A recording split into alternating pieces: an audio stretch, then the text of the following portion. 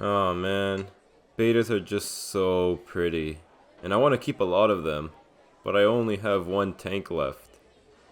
And if I were to put them together, then they'll all just fight with each other. If only there was a way. Oh, who am I kidding? It's impossible.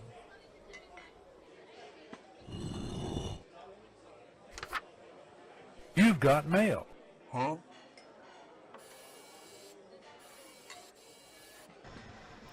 What's this? The answer?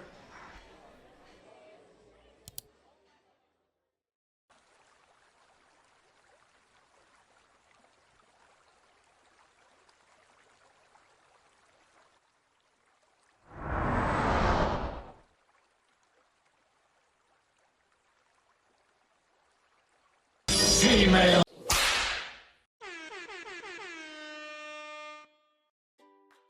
Why, welcome. If you're here, then you're interested in keeping betas together and possibly setting up your own female beta sorority tank. How good for you. As you know, male betas cannot be kept together. They will kill each other. But females, luckily, are not as aggressive and can actually cohabitate. But it's not that simple. Even though they're not as mean as the males, they are still betas. You can't just grab some females and dump them in a tank. There are actually 3 important points that you need to know in order to successfully keep a sorority tank. Point 1. You can't have a small tank. The fish need space to swim and escape each other if needed. If they can't leave each other's side, then they will probably fight. Some people say a 5-gallon tank is enough, but I don't recommend it. It's not nearly big enough. I say at least a 20-gallon. Point 2. You must have a lot of betas. At minimum 5, and this is due to their aggressive nature. If you have kept African cichlids before, then you know what I mean. When keeping African cichlids, you must overstock the tank. And that is because they're very aggressive with each other. If there's not enough fish in the tank, then the cichlids will fight and chase each other. But if there's just so many fish that they're overwhelmed, then there's no point. Because if you chase a fish, you're just wasting energy because there'll just be other fish around. There's no point, there's not enough space for them to set up their own little territories. And this same concept can be applied for the female betas. Point 3. Have lots of cover or places for them to hide, whether that be decorations or plants. If you were listening, then you would know that they're aggressive. So it's important for them to be able to escape each other's sights if needed.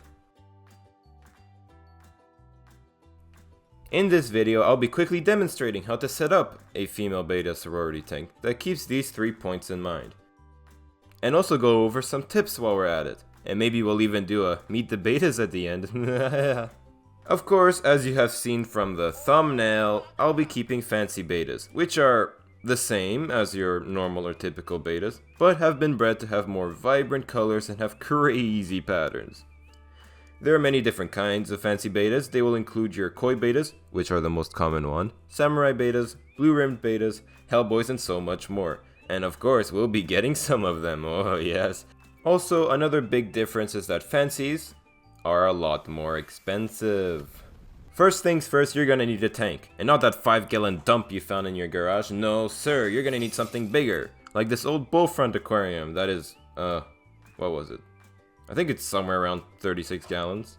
Great! Now that you got your tank, you gotta decorate it. I have a background on my tank because I think it looks cool, plus it's better than having nothing and just staring at a wall. Anyway, there are 2 directions you can go from here. You can either do a natural planted tank, an artificial tank with, I don't know, those weird SpongeBob decorations, or something in the middle. In my opinion, a planted tank is the way to go, and if you believe otherwise, then you are wrong. Now that you've decided which direction to go to, it's time to put in the decorations. As you can see, I've already pretty much decorated mine with this giant piece of wood. And this piece of wood has some nice piece of Java fern attached to it, which is just wonderful. Next up is the substrate. Of course, as you know, I'm going with the planted tank route, so I'll be using an aquarium soil. The one I'll be using is the fluval stratum because I've used it before, and it's pretty reliable. I know that it works. I don't know if it's the best soil around, but it's effective.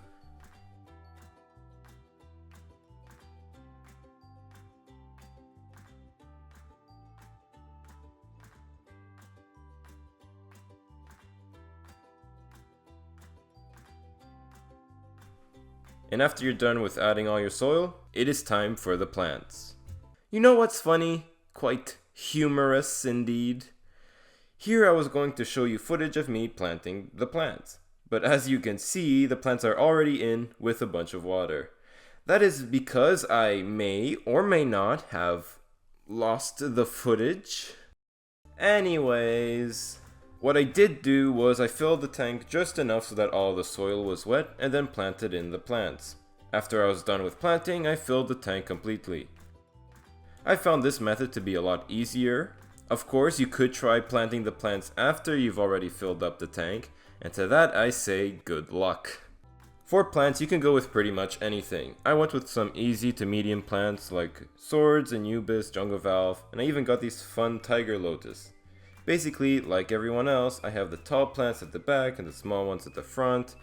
You can just go with any plant, put them anywhere. It really depends on what you want, and it also depends on how strong your light is and if you're running CO2. CO2 is not needed unless you want to keep high-end plants or plants that you know require CO2. Of course, the important thing to note is that you want to have a lot of plants or decorations, so that the betas can have some places to hide if another beta is being aggressive. Also, make sure you're using dechlorinated water or distilled water, like me. You don't want to use tap water without dechlorinating it, trust me. If you don't have distilled water, just quickly get a water conditioner. There's a lot of them out there. Because you'll be overstocking the tank with betas, you're gonna need a filter. You need to make sure the water is clean so they don't, get diseases. So for filters, whether that be a sponge filter, a hang-on back filter, or a canister filter, you're gonna need something for your proper tank size. And make sure that the flow is not too strong, as betas are not the best swimmers. I went with the Eheim Classic 250 canister filter because it's right for my tank size, and it's a pretty good, quiet filter. Now that your tank is fully set up, you're gonna need to let your tank cycle. That means adding some cycling bacteria to your tank and waiting 30 days until your tank is ready for fish. That's when your ammonia levels are 0. Luckily for me, my filter already has all the beneficial bacteria it needs as it came from a fully cycled tank. And unless you also have a fully cycled filter, I don't recommend you add fish right away. It's no good. Now it's time for the fishies! Yay! Now for these beta fish, in order to avoid aggression as much as possible, you want to preferably get them at the same time so that they can't, set up their own territories, and you want them to be about the same size. But as you know, I'm getting the fancy betas, which means it's a lot harder to find them. So most likely won't be able to get them all in one place at the same time. Come back. And I'm gonna have to go to different stores and on different days. Unless you get them all at an expo. You can find a lot of betas on expos. But spoiler alert, you can still successfully keep female betas together even if you got them at different places and they are different sizes. But they might be, more nippy with each other at first, but then they'll get along eventually. So here's my first wave of fish.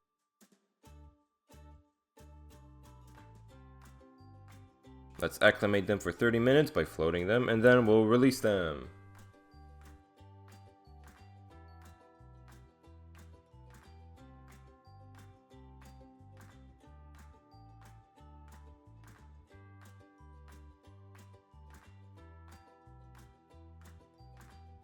And here they are.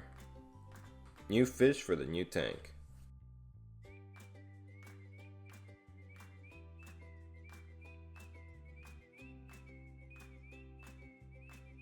If you also want to get fancy betas, you're probably asking yourself, hey, where can I find some? And because there's so many different kinds of fancy betas, finding all the ones you want can be tricky, especially that you're gonna need a lot of them. So you have basically 3 different options. Option 1, go through fish stores, whether that be in person or online, like KA Aquariums. They're a great online seller of betas for Canadians. I recommend you check them out. Option 2, go to expos. Trust me. If it's an animal expo and they have fish available, then they will have female betas. And option 3, check out your community. In Canada, we have something called Kijiji. This is where people post stuff they want to sell. You can find a bunch of betas there too. Guess what? Betas are not the only fish I got. I also got some rasboras here too that I'm going to release. These rasboras make a great background fish in addition to the female betas. Plus, they provide a good distraction to some betas if they become aggressive. And because they're very fast and, have strength in numbers, the betas won't be able to touch them. But they're not the only additional fish I got. I also got the hillstream loaches. I got them because they are just one of my favorite fish. They're just so cool to look at. They're just so fun. They're like mini rays. Plus they'll help clean up the tank. And don't worry, the betas don't bother them at all. They like to look at them very curiously. I also got a new light. And that is because my previous light is one that came with the tank and it was very weak. I could barely see the fish. Now, with this new light, there's so much difference now. I can actually see the fish and the plants now get more light. Of course, this light is currently at 100% output and I'll be definitely turning it down. Also, a quick note, you may notice that from time to time there's some kind of oily layer at the top of your tank. That is actually an oil film, and that is the result of feeding your tank low quality oily foods like some flake foods. Having this oily layer is not recommended, and one way to fix it is by, fixing the fish's diet with some better quality food, or you can try to manually remove the layer. But I'm too lazy for that, so I got this surface skimmer that'll do the job for me. Now look how much better that is. Now that we got that out of the way, it's time to add the rest of the fish. Now all these female betas came from pretty much anywhere. Stores, online stores, expos, people nearby, you name it. These betas came from everywhere, and man, I had a lot of fun getting them.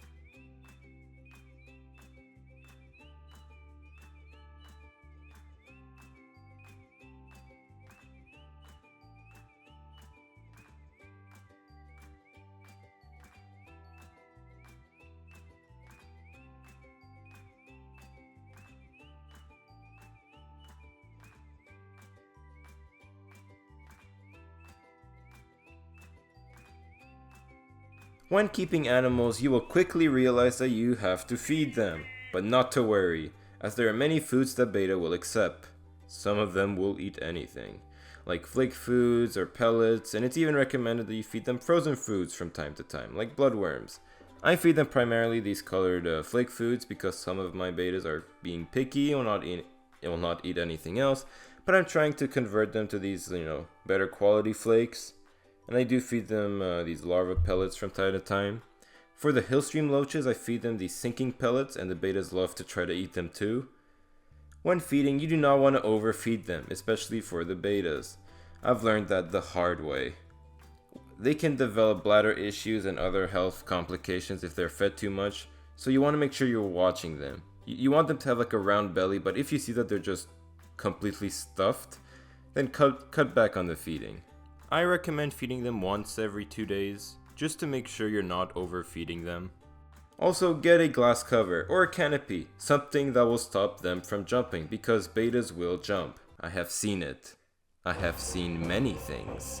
Oh, and just to let you know, the fancy female betas seem to be a bit more susceptible to diseases, especially compared to the males. So just keep that in mind before you burn your wallet. I guess that's it for the setup. Now I can introduce you to all my betas.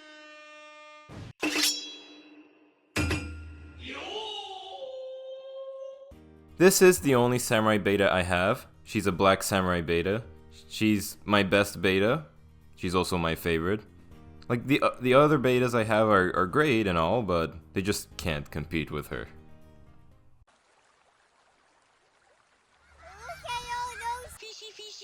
Ah yes, the koi betas. My most abundant type of betas.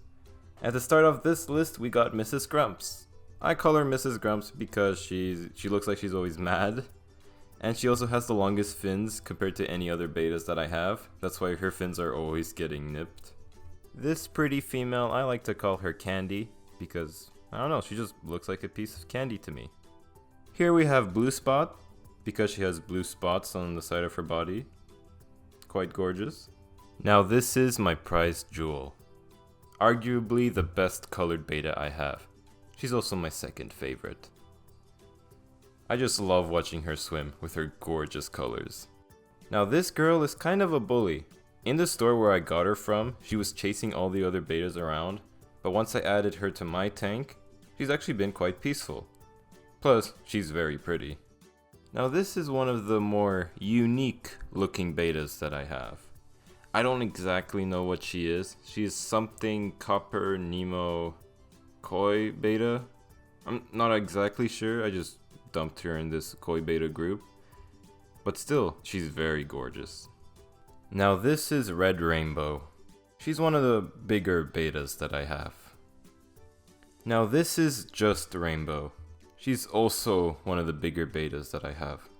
I also believe her to be an older beta. Wow. This is my Yellow Fancy beta. I don't actually know what kind of beta she is.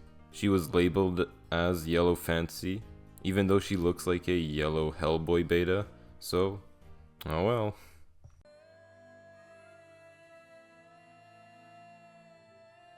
The Avatar betas. My most expensive group of betas. Which is funny, because they're also the least impressive looking. Anyways, this is Avatar 1, my first Avatar beta. She doesn't have much blue on her, and she has some nice touch of red. She's pretty cool. Somewhere here is Avatar 2, my smallest beta actually. That's probably why she hides a lot and it's hard to find her. This is a great example on why you should actually get betas that are, similarly sized. But she is doing pretty well, if you ignore the fact that she likes to hide a lot. This is Avatar 3, my favorite of the avatars, just because he has the most blue. I like blue. What is wrong with you? Why are you blue? My blue-rimmed beta. One of my favorite betas, actually. She's just really pretty. And very active, too.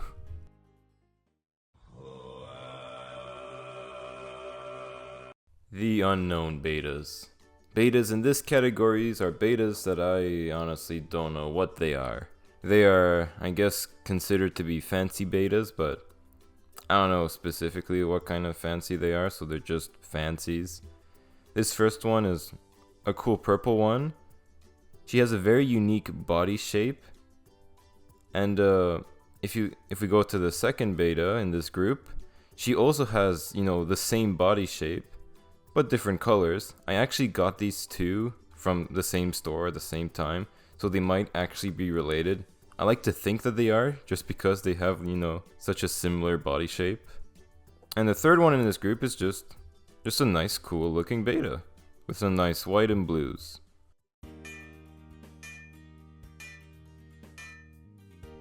Yes, my black copper beta. I like to call her the fin nipper, because this beta, and this beta specifically, likes to sneak up on the other female betas and nip their fins. She wouldn't even chase them. I've never seen her be aggressive. She literally just likes to sneak up on the other betas and nip their fins. Like, it looks like she does that just for fun, like it's some kind of game. She's honestly pretty fun to watch.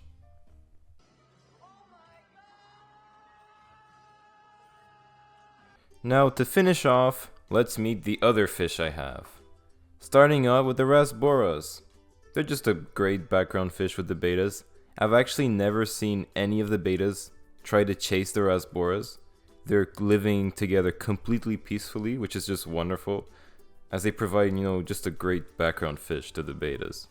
I also got like 2 different species in there. I don't know which ones.